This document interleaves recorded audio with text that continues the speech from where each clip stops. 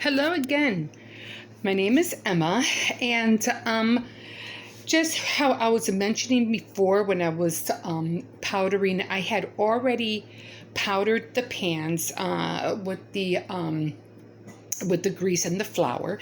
And again, these were the pans that I use. These are the three components that I'm using. Now, one thing I like to do, and that's I like to, after I'm finished using something, I like to hurry up and finish and wash it right away. Wash it and put them in the rack. That's what I like to do. I don't like to leave everything hanging around and just having everything everywhere, because then I'll have more problems trying to finish cleaning everything at once. And then it takes even longer to put away everything. And that just drives me nuts. So everything's clean, the handle, the measuring cup and everything. So the cakes were already baked. They're already done. These are it right here. And what I'm going to do is that I want the cake to look like a hat. So this one, the little one, is going to be going on the bottom. And of course, these two are going to go on top. I already have the buttercream icings already prepared. This is the green one, of course, for the hat, the black for the band, and then the yellow for the little buckle that's going to end up going in front. This is the turntable, and these are going to be the two elements of knives that I'm going to be using to decorate the cake and cutting it to make that form.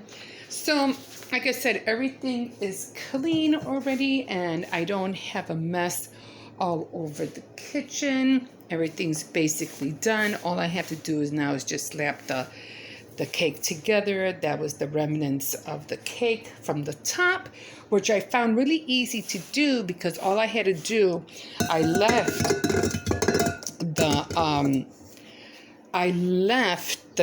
cut the top of the pans while the cake on top of the cake while it was still in the pans. I cut them while they were still in there, and it came out really, really neat. Again, all I'm doing is putting all this in here, and this is my holder. I'll probably be using, this is the one I'm going to use to make the band. And when the cake was being baked, I had this in here, and what I did, because I wanted to make sure I wasn't cutting it wrong, so because it was a little bit higher, so I just grabbed it from here and I just cut it right in there before I took it out. And look, they came out perfect. I did it even with the little one as well. And I was like, I'm gonna remember to do that every time, I want to cut what is that top? The bun of the crown of the cake. I'm going to do that every time now. So again, everything is clean.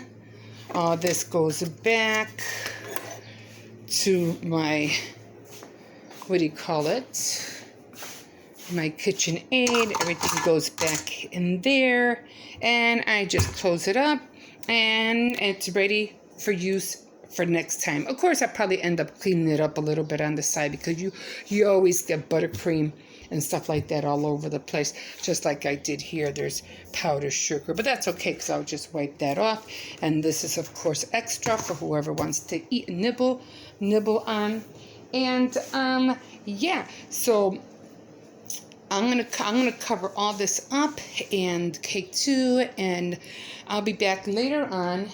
I'm gonna put the rest of the pans away, and I'll be back later on to get and show you how I'm gonna try to cut the shape of the hat. Of course, I'm gonna put green buttercream in between the layers, and then from there I'll start, shaving away to make the hat. I still have to make the cardboard. I have cardboard. I don't know if you can see it. It's all the way up there. And I always grab, what I used to do is I would grab pizza boxes. And especially when you had like a football pizza, and because you had the piece on the bottom, but the lids were always clean.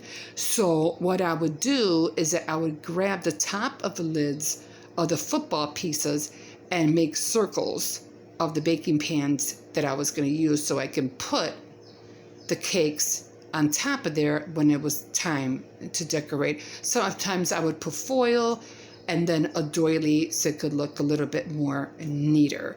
Especially because when it's just family, you're not really baking for anybody. You're just doing a home thing. It costs money to probably order. I mean, you can. I'm pretty sure they have them at Walmart. They already have them already pre-made and colored white and everything. But when you have things around the house and you see, this is doable, and you can always cover it, with something, or, you cover it with wax paper or whatever. I like foil, and I just put the doily. It's fast, it's simple, and it's just the family. So it's not like I'm, selling it or giving it to somebody or anything like that. This is just practice runs for my own sake. But it's doable. It works every time. So I'm always happy when I get a big pizza box, a football pizza, and I cut the lids and I just make a whole bunch of circles in shapes of the pans. So I might have to cut one up there a little bit smaller so it can fit the little one. So I'll probably end up cutting the size of this one on the cardboard. And then, of course, the bottom will be on top of this. But, so I'm going to hurry up and get that, close everything up because I have to get ready to leave in a little bit. And then when I get back, I'll start going at it, and I hope it comes out right. Okay, we'll see you in a bit.